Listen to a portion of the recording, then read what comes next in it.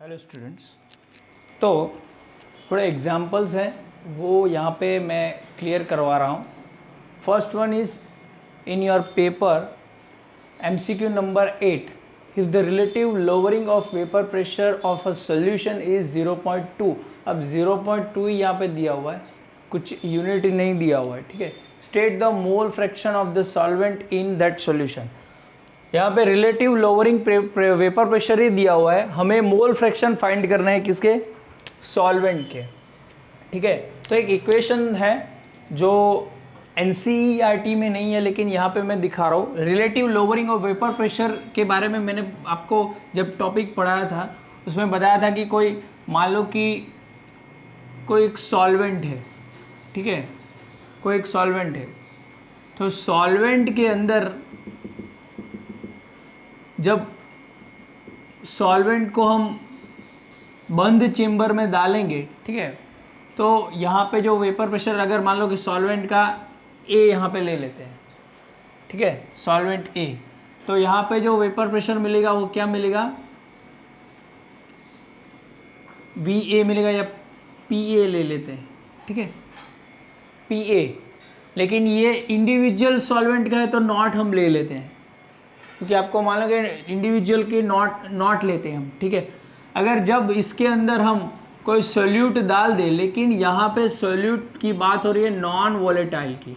Non volatiles क्या होते हैं, सॉलिड्स होते हैं, ठीक है, जो वेपर में, जिनकी वेपर जो है वो बन नहीं सकती।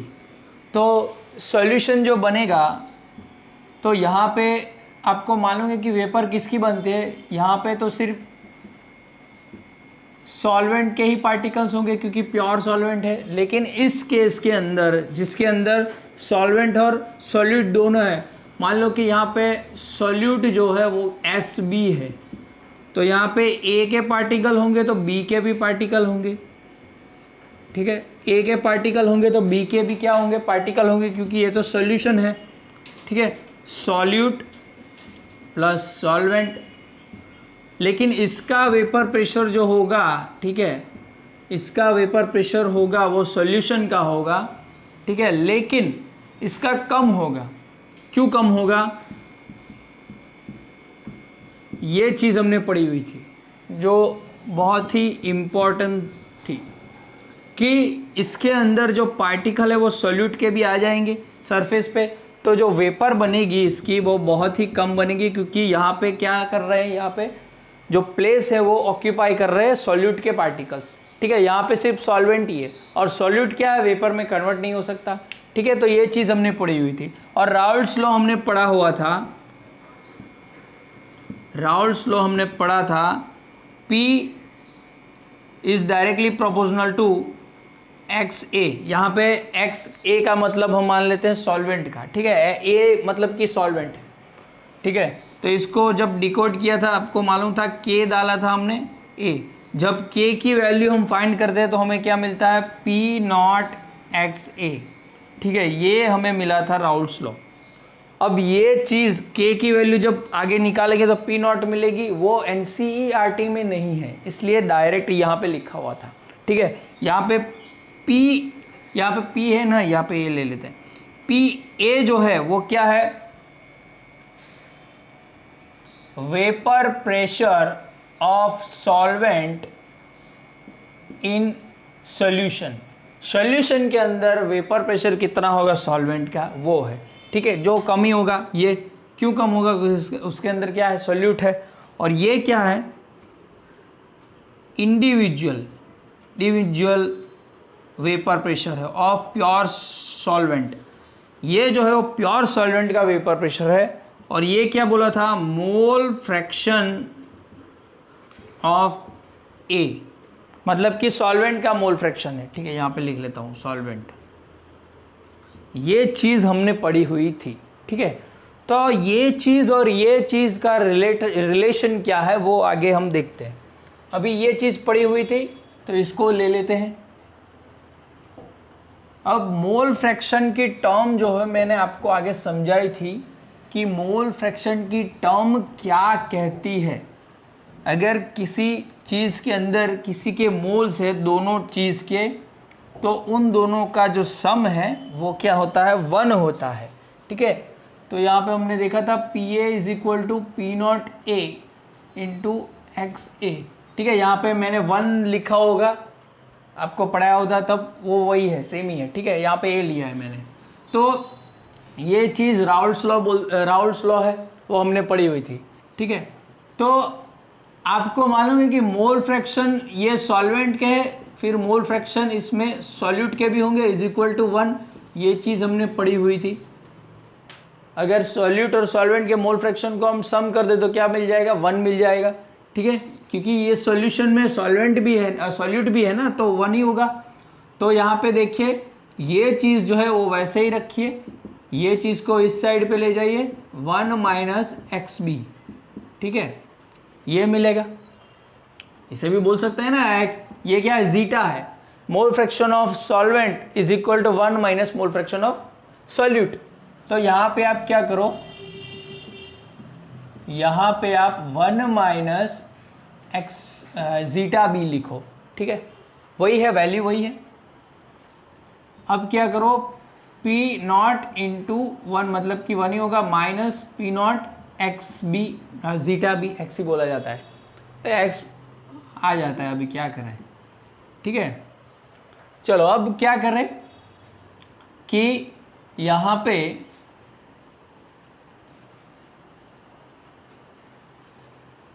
ये जो है वो यहाँ पे आगे ले आते हैं। ठीक है, या तो फिर एक काम करें, इसको पहले प्लस कर देते हैं।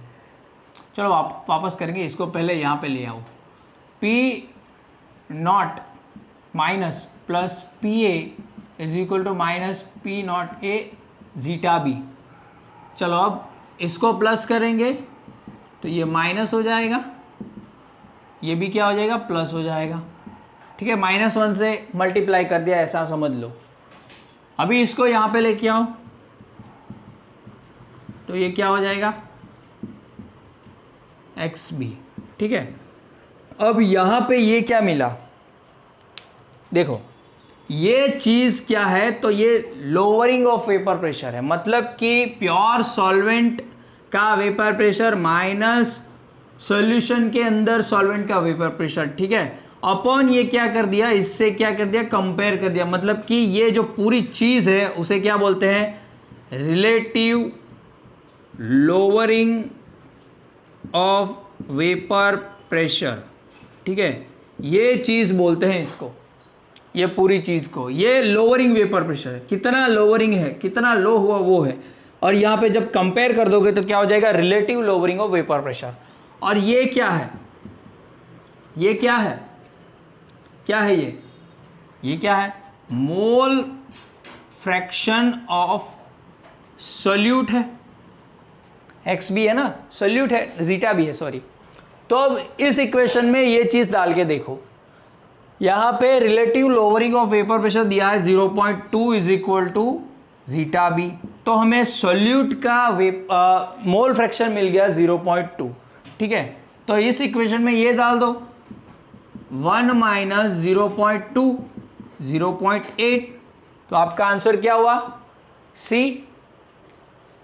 क्लियर, समझ में आया। ये इक्वेशन आप डाल देना, ये भी इंपॉर्टेंट है, बहुत सारी बुक्स में दिया जाता है लेकिन हमारी एनसीईआरटी में ये शायद नहीं है, इसलिए ओके, तो ये डाल देना, ये इक्वेशन भी ज़रूरी है। ठीक है, चलो अब आगे चलते हैं।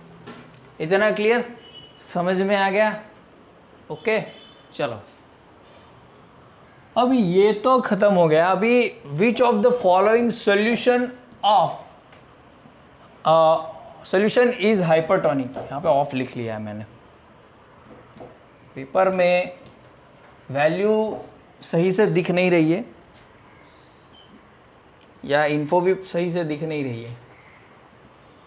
चलो, which of the following solution are hypertonic, is hypertonic. अब यहाँ पे हाइपरटोनिक का मतलब क्या है कि हाइपरटोनिक में क्या होता है कि अगर मान लो कि सोल्यूट जो है उसकी कंसंट्रेशन ज़्यादा होती है और सॉल्वेंट की कम होती है। सोल्यूट मतलब कोई भी सोल्यूट होगा और सॉल्वेंट मतलब कि यहाँ पे वाटर मान लो। अब जिसके अंदर वाटर कम है तो हम बोल सकते हैं कि एक एग्जांपल ले लेते हैं, कंसनट्रेटेड HCl, ठीक है, कंसनट्रेटेड HCl। अगर कंसनट्रेटेड HCl के अंदर आप मान लो कि एक ग्रेप डालोगे, ग्रेप्स जो हम खाते हैं ना, ठीक है, ग्रेप एक डालोगे तो क्या होगा कि उस बाहर का जो है उसके अंदर तो वाटर है ही नहीं, वाटर है ही नहीं। अगर वाटर नहीं होगा तो ये जो ग्रेप्स के अंदर का जो वाटर है वो बाहर आ जाएगा और ये क्या हो जाएगा, श्रिंक हो जाएगा। क्या हो जाएगा, श्रिंक। मतलब कि हाइपरटोनिक सॉल्यूशन में हाइपर यानी कि ज़्यादा, सबसे ज़्यादा, उसमें सोल्यूट का जो कंसंट्रेशन होगा वो ज़्यादा होगा, ठीक है। तो यहाँ पे कंसंट्रेशन देखो आप, ये कंसंट्रेशन तो कम है, ये कंसंट्रेशन भी कम है, कंसंट्रेशन हो सकता है इसका और इसका। लेकिन आप एक चीज़ और देखो, यहाँ पे आंसर जो आएगा यूरिया आएगा, लेकिन ये आप देखो, ये भी आयनिक कंपाउंड है, ये भी आयनिक कंपाउंड है, ये भी आयनिक कंपाउंड ही है, तो ये एक अलग है, तो यूरिया जो है वो आंसर है इसका, ठीक है। ओके, यूरिया का 0.1 मोल यूरिया का जो भी सॉल्यूशन रहेगा वो हाइपरटोनिक सॉल्यूशन होगा, ठीक है। तो आपकी टीचर क्या बोलेगी वो मुझे मालूम नहीं है। चलो ये वेपर प्रेशर वाला, अब ये MCQ देख लेते हैं, सभी MCQ नहीं करवा सकता, ठीक है, बहुत बड़ा सिलेबस है ये, लेकिन करवा रहा हूँ अभी जो मुझे लगा कि करवाना चाहिए वो। Vapour pressure of water at 20 degree Celsius is 70.5 mm। अब यहाँ पे कोई सोल्यूशन है, ठीक है, यहाँ पे जिसके अंदर क्या है, वाटर है, सॉल्वेंट क्या है, वाटर, सॉल्वेंट वाटर है, ठीक है, उसका वेपर प्रेशर दिया है, मतलब कि यहाँ पे P0 ले लो is equal to 17.5 mm। Water का वेपर प्रेशर दिया हुआ है अकेले का, vapour pressure of the water at 20 degree Celsius. If 18 gram of glucose is dissolve. अब यहाँ पे सॉल्यूट क्या है, ग्लूकोज है, ग्लूकोज का W2 इज इक्वल टू क्या है, 18 ग्राम, तो M2 क्या है, 180 ग्राम पर मोल, ये दिया हुआ है। उसका molar mass is dissolve in 178.2 ग्राम है शायद, तो यहाँ पे W1 दिया हुआ है 178.2 ग्राम, ठीक है। तो M1 क्या होगा, वाटर का M1 18 ग्राम पर मोल होगा, मोलर मास, ओके। तो हमें क्या करना है, what will be the vapour pressure of solution. अब सीधी सी चीज़ है, ग्लूकोज के मोल्स यहाँ पे फाइंड करोगे आप, ठीक है, मोल्स ऑफ ग्लूकोज या सोल्यूट बोल दो, 80/180 क्या हो जाएगा, 18 इंटू 10, 80 कैसे 0.1 हो जाएगा। मतलब कि ये बहुत ही कम है, ये जो मोल है बहुत ही कम है, तो इसको निगलेक्ट कर सकते हैं हम, ठीक है। 0.1 मोल बहुत ही कम होते हैं, तो इसको निगलेक्ट कर सकते हैं हम, ठीक है। तो relative lowering of vapour pressure वाला जो इक्वेशन है वो डाल दो। हमें फाइंड क्या करना है, PA फाइंड करना है, क्योंकि सॉल्यूट, पहली चीज़ तो सॉल्यूट जो है वो क्या है, नॉन वॉलेटाइल है, ठीक है, ये देख के पता चलेगा सॉलिड है ग्लूकोज, तो नॉन वॉलेटाइल है तो उसका वेपर प्रेशर होगा ही नहीं। तो उसके केस में हम क्या कर सकते हैं, निगलेक्ट कर सकते हैं, कैसे, P0 minus PA upon P0 is equal to N2 upon N1 plus N2 होता है, ठीक है। लेकिन यहाँ पे क्या कर रहे हैं, ये निगलेक्ट कर रहे हैं नीचे वाला, क्यों, क्योंकि बहुत ही कम है, डाइल्यूट बोल सकते हैं इसको, डाइल्यूट सॉल्यूशन है ये, ठीक है। तो सिर्फ किसका, सॉल्वेंट का ही वेपर प्रेशर होगा ये, ठीक है। चलो ये वेपर प्रेशर दिया है 70.5, ये फाइंड करना है हमें, -5A 70.5, ठीक है। N2 का मतलब है W1 अपॉन M1, वो तो सीधा 0.1 डाल देता हूँ मैं, W2 18 ग्राम है, ये क्या है, M2 180 ग्राम, तो मोल्स क्या हो जाएंगे, 0.1 मोल जो आगे हमने फाइंड किया। ये जो है यहाँ पे लिख लेता हूँ M1 अपॉन W1, ठीक है, 70.5 माइनस 5A 5 0.1। अब यहाँ पे M1 18 है, W1 कितना है 178.2, ठीक है। इसका आगे आप करोगे तो क्या करो, इस पहले तो इसको यहाँ पे लेके आओ, 17.5 माइनस पी ए 17.5 इंटू 0.1, 0.1 मतलब कि 10 डाल देते हैं, ठीक है, इंटू 18178.2, ठीक है। अब यहाँ पे देखो, आप ज़्यादा आप ये भी कैलकुलेट करोगे तो फिर वापस से कैलकुलेट करने के बाद आप क्या करो, इसको यहाँ पे लेके आओ, ठीक है, फिर ये जो है पॉजिटिव कर दो तो आपकी वैल्यू आ जाएगी, ठीक है। क्लियर, समझ में आया? चलो आगे चलते हैं, एग्जाम्पल जो है वो देख लेते हैं हम। Okay, clear. चलो ये जो है वो आपका लास्ट सेक्शन में अराउंड 24 जो एग्जाम्पल है वो है।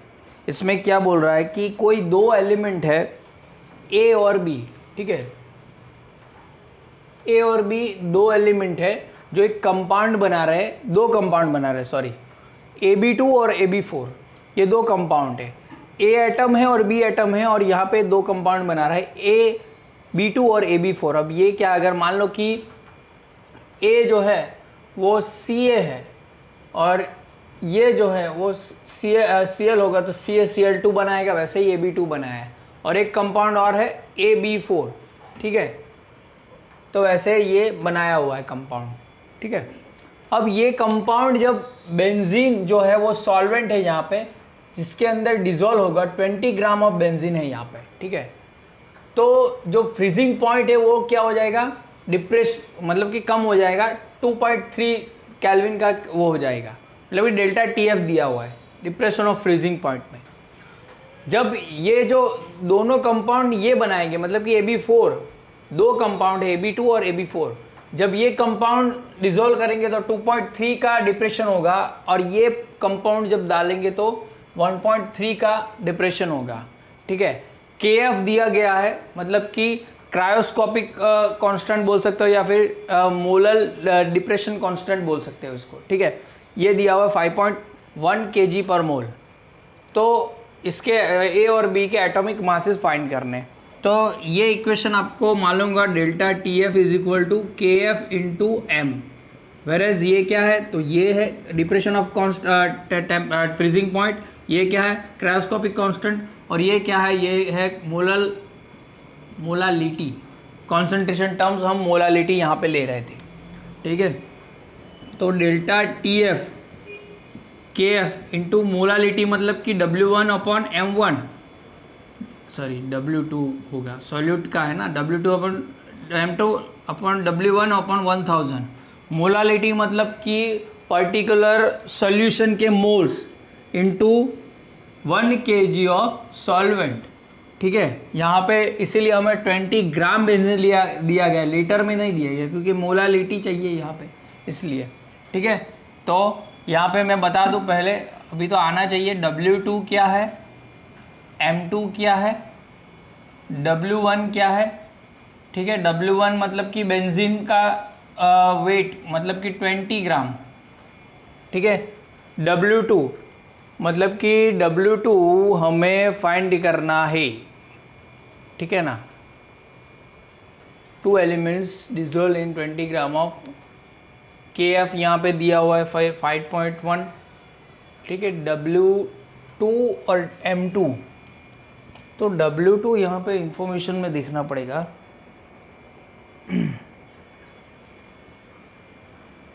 हाँ यहाँ पे मैं लिखना ही भूल गया, AB2 1 ग्राम है और AB4 भी 1 ग्राम है, ठीक है। तो यहाँ पे क्या हो जाएगा, W2 1 ग्राम है, हमें ये फाइंड करना है, हमारे पास ये नहीं है, ठीक है। ये क्या है, इस कंपाउंड का मोलर मास, ठीक है, इस कंपाउंड का क्या है, मोलर मास है ये। तो क्या करो, पहले KF को ऐसे ही रखो, इसको ऊपर ले आओ,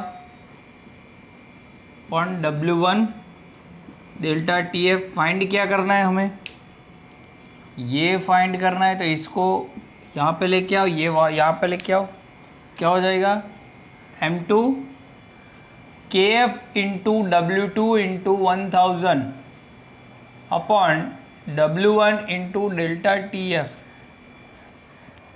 ये इक्वेशन बन गया। किसके लिए?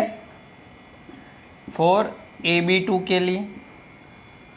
सेम AB4 के लिए भी यही इक्वेशन बनेगा, कोई प्रॉब्लम नहीं है। सिर्फ क्या चेंज होगा, ये डेल्टा TF चेंज होगा 1.3, इससे ज़्यादा कुछ चेंज होने वाला नहीं है, सेम ही है, 1 ग्राम ही है। ठीक है, तो जब आप यहाँ पे करते हैं, चलो AB2 के लिए मोलर मास कितना है, KF कितना है 5.1, W2 है 1 ग्राम इंटू 1000 अपॉन W1 है 20 और डेल्टा TF है 2.3। अभी 2.3 लेना है क्योंकि इसके लिए है तो 2.3, इसके लिए जब करोगे तब 1.3 लेना है। ठीक है, यहाँ पे भी हम AB4 का डाल ही देते हैं। AB4 का मोलर मास 5.1, ये तो सेम ही है ना 5.1। फिर 1 ग्राम ये भी सेम है, 1000 भी सेम है, 20 ग्राम भी सेम है, सिर्फ यहाँ पे 1.3 डालना है ये बस। ठीक है, तो सीधे सिंप्लीफाई हो जाएगा, कैलकुलेशन हो जाएगा। तो यहाँ पे कैलकुलेशन करते हैं कैल्सी में 5.1 into 1000 is equal to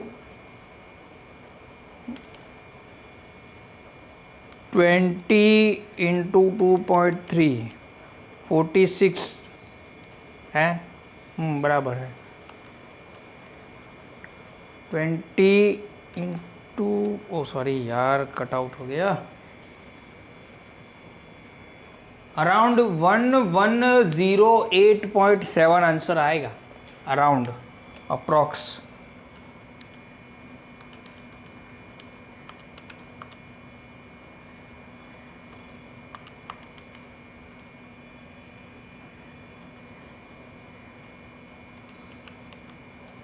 one 110.8, ठीक है, 110.8 ग्राम पर मोल। अब ग्राम पर मोल क्यों ले रहा हूँ, क्योंकि मोलर मास है AB2 का। ऐसे यहाँ पे करेंगे तो क्या हो जाएगा, सीधे ही मैं कर रहा हूँ,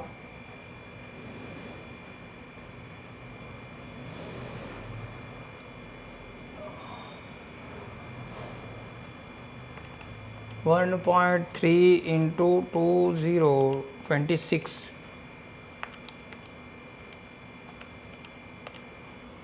196 4 AB4 क्या हो जाएगा 196.15 ग्राम पर मोल, ये मोलर मास आ जाएगा।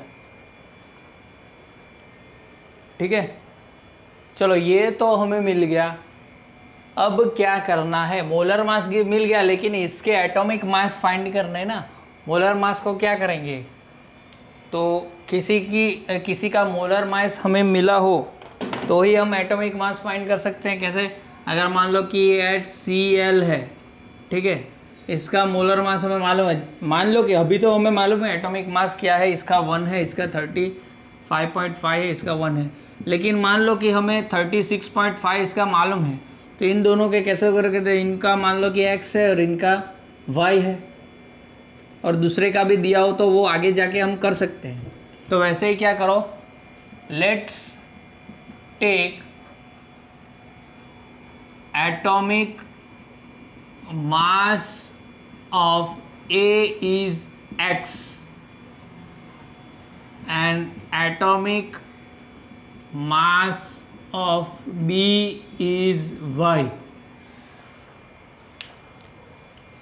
x A का x है और B का y है, तो AB2 के लिए क्या हो जाएगा, x प्लस 2y, क्योंकि यहाँ पे देखो x है y 2 है, x प्लस 2y हो गया ना। ठीक है, 2y इज इक्वल टू ये क्या मिला 110.8। वैसे ही AB4 के लिए क्या मिला, x प्लस यहाँ पे ए बी 4 है ना, तो 4y, क्योंकि एक्स वाई 4 हो गया तो 4y है ना, 196.15। यहाँ पे एक ही लिया था, चलो एक ही लेते हैं, ठीक है।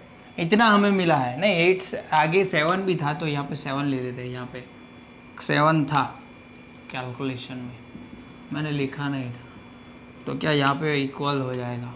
चलो अब ये दो इक्वेशन मिल गए 1 और 2। अब बड़ा कौन सा है, ये है, तो इक्वेशन 2 - 1 कर दो, x + 4y = 196.15, x + 2y = 11087, minus किए तो ये सब क्या हो जाएंगे, माइनस। अब कैसे हुआ, आप माइनस करोगे तो ये पूरे डिजिट चेंज हो जाएंगे, ये माइनस माइनस कैंसल, 2y = कितना आएगा, 196 माइनस 110.87, 85.2, 2y 85.2 2 है। चलो y = 85.2/2 which is 42, y = 42.64। चलो y मिल गया है,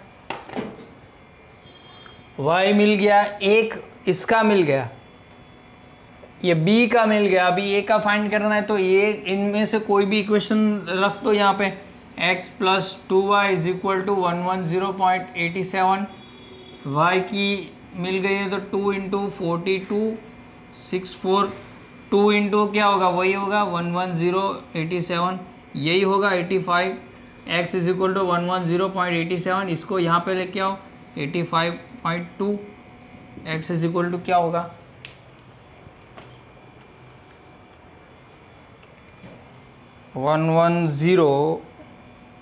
अरे यार 110.87 माइनस 85.2, 25.67, ये भी मिल गया। ग्राम पर मोली आएगा ये भी, ठीक है, ये नहीं लिख रहा हूँ, या फिर यू लिख लो आप, AMU लिख लो, जो भी लिखना है वो लिख लो, ठीक है। तो ये एटॉमिक मास मिल गए किसके, A और B के, ठीक है, ये A का और B का मिल गया। ओके क्लियर, स्क्रीनशॉट लेके देख लेना, ठीक है।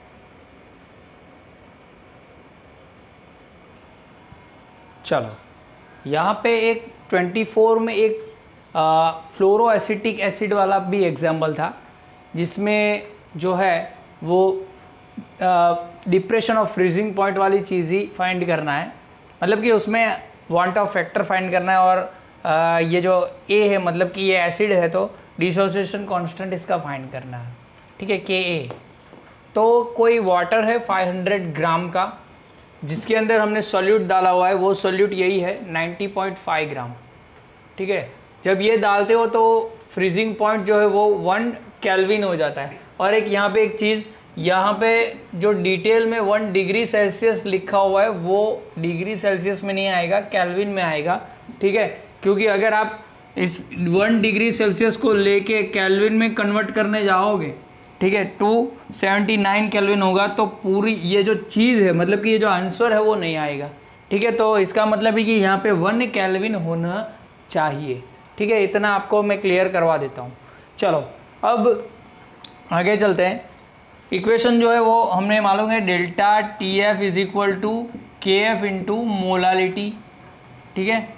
तो KF × क्या होगा, W2/M2 इंटू इसमें डाल दूंगा 1000/W1, ठीक है, सीधा ऊपर ही लिख रहा हूँ यहाँ पे।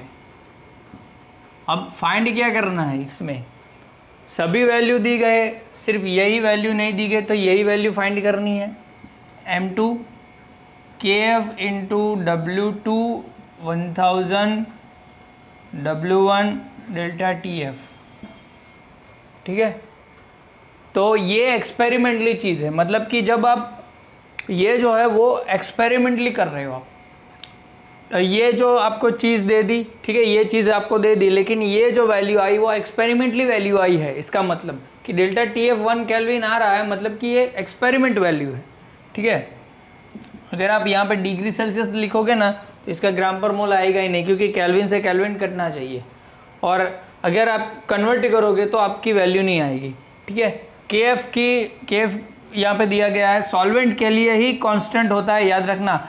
मैंने लिखवाया हुआ है आपको, जब मैं ये सब कॉलिगेटिव प्रॉपर्टी आपको करवा रहा था तब मैंने लिखवाया कि KF जो है या फिर KB वो किस पे डिपेंड रहता है, सॉल्वेंट पे, ठीक है। तो ये 186 दिया हुआ है फॉर वाटर इंटू W2 मतलब कि ये 90.5 इंटू 1000, W1 500, ये W1 मतलब कि सॉल्वेंट वाला, डेल्टा TF 1 केल्विन, ठीक है।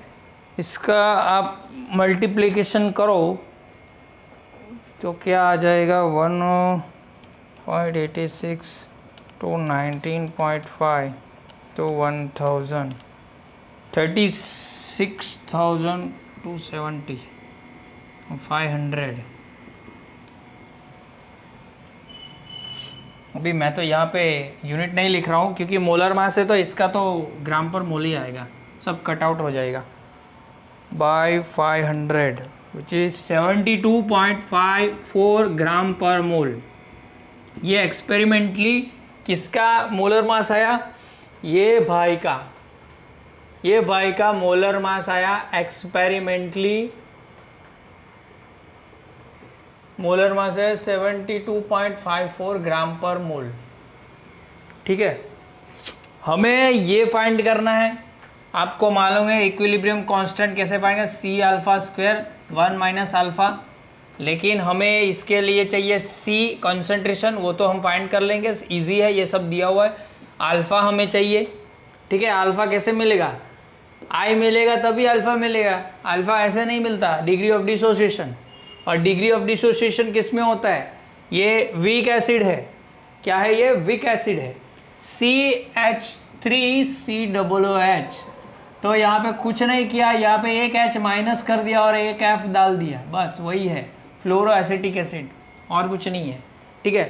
तो यहाँ पे हमें एक्सपेरिमेंटल मिला है, I फाइंड करना है, तो कैसे करेंगे, CH2FCOOH, इसका मोलर मास कैलकुलेटेड कितना होगा, तो कार्बन का 12 मतलब कि 12 और 12 24, प्लस हाइड्रोजन का 1 2 और 1 3, फ्लोरीन का 19, ऑक्सीजन का 32 क्योंकि 2 है, तो क्या हो जाएगा 27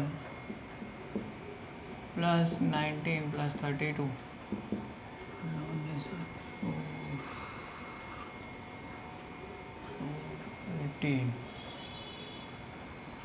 78 ग्राम पर मोल।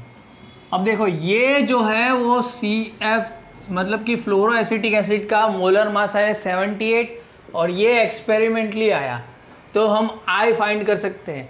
आपको मैंने करवाया है बुक में, देखो I is equal to observed colligative property upon calculated colligative property, या फिर मास के केसेस में लगे तो मास जो है वो I से क्या होता है, इनवर्सली प्रोपोर्शनल रहता है, I जो है वो डायरेक्टली प्रोपोर्शनल है CP मतलब कि कॉलिगेटिव प्रॉपर्टी से, लेकिन I जो है इनवर्सली प्रोपोर्शनल है मोलर मास, तो ये उल्टा हो जाएगा, calculated molar mass upon observed molar mass. Calculated कितना है 78 72.5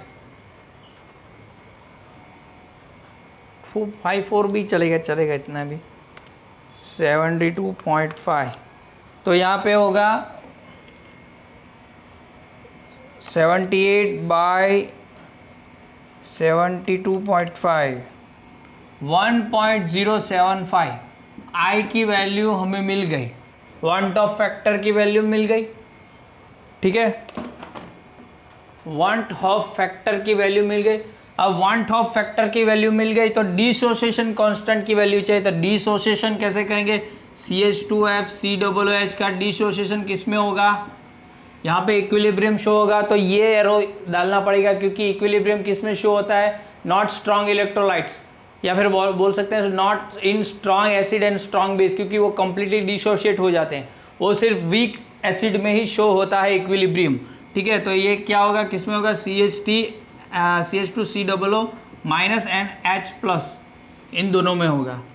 ठीक है, तो इनका इक्विलिब्रियम कांस्टेंट क्या होगा, KF C α² 1 माइनस अल्फा। अब ये कैसे निकाला वो नहीं बताऊंगा, आगे बहुत आगे बहुत बताया हुआ है इसलिए।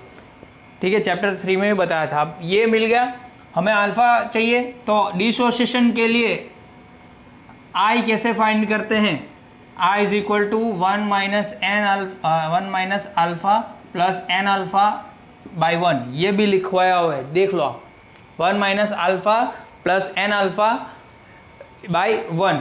ठीक है, क्लियर। चलो अब आगे चलते हैं। अल्फा की आई की वैल्यू दी गई है 1.075, वो हमें मिल गई है। ठीक है, 1 माइनस अल्फा तो ऐसा ही रहेगा, number of particles n is equal to 2। ठीक है, 1 अभी नहीं लिखूंगा, नंबर ऑफ पार्टिकल्स मतलब कि यहाँ पे कितने पार्टिकल्स सेपरेट हुए, तो 2, n इज इक्वल टू। ठीक है, तो यहाँ पे होगा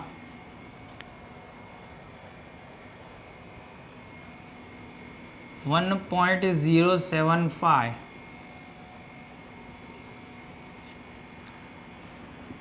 1 माइनस अल्फा प्लस 2 अल्फा, तो यहाँ पे क्या हो जाएगा, 1 माइनस अल्फा। ठीक है, ये 2 अल्फा माइनस अल्फा क्या हो जाएगा, अल्फा हो जाएगा। तो यहाँ पे क्या करो, ये जो चीज़ है वो यहाँ पे लेके आओ तो प्लस हो जाएगा, 1 का वैसा ही ये यहाँ पे ले जाओगे तो 105 हो जाएगा। ओके, नेगेटिव में आएगी, आंसर नेगेटिव में आएगा 1.075।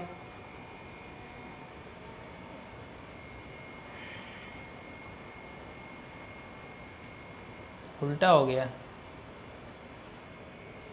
गलत हो गया, नेगेटिव में नहीं आएगा, माइनस अल्फ़ा आई, ये यहाँ पे डाला, माइनस अल्फ़ा प्लस आई। एक बार इक्वेशन देख लेता हूँ बराबर है क्या, 1 minus alpha plus n alpha by 1। ठीक है, तो यहाँ पे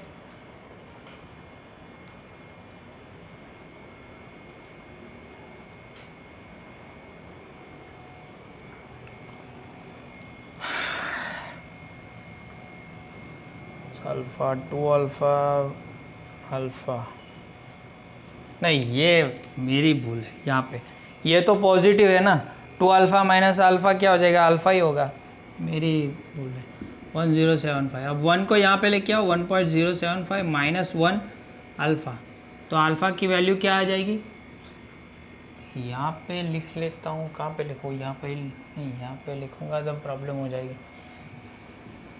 दिखेगा नहीं, 0.0753, 1.075 माइनस 1 इज इक्वल टू 0.075। ठीक है, अल्फ़ा की वैल्यू भी मिल गई 0.075। तो फाइंड क्या करना है, के फाइंड करना है। ठीक है, के कैसे करोगे, अब ये तो पूरा भर गया, स्क्रीनशॉट ले लो, आगे चलते हैं। चलो आगे चलते हैं,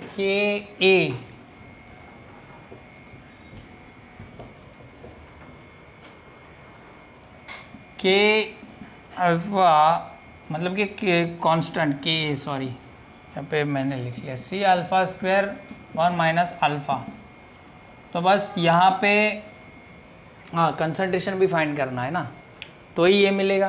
कंसंट्रेशन मतलब कि मोलालिटी यहाँ पे आप फाइंड कर सकते हो, C is equal to W2/M2 is equal to W1/1000, क्योंकि यहाँ पे वाटर भी दिया हुआ है, यहाँ पे ये भी दिया हुआ है, मोलर मास भी यहाँ पे दिया हुआ है, सीधे फाइंड कर लो। W2 90.5, अब ये मत लेना, ये ले लेना 78 इंटू 1000 W1। कंसंट्रेशन मतलब कि मोलारिटी या मोलालिटी सभी टर्म्स जो है वो कंसंट्रेशन की ही है, ठीक है। तो W1 मैंने डाला नहीं 500, हाँ चलो 0 कैंसल, 19.5 इंटू 10, ये भी निकाल ही देता हूँ, 10 निकल जाएगा, 195, 178.5। चलो कितना आया,